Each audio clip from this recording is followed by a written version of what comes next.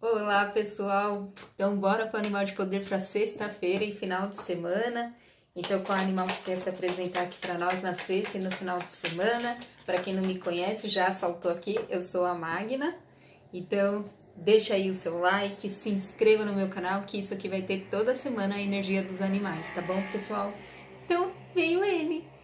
Ele de novo, novamente aqui, a energia do coelho. A energia do coelho é do medo, mas eu não vou falar aqui para vocês, não vou ficar focada aqui no medo. Eu vou falar para vocês então a qualidade do coelho. A qualidade dele, ele é um bicho pequeno e ele é muito esperto, ele é muito rápido.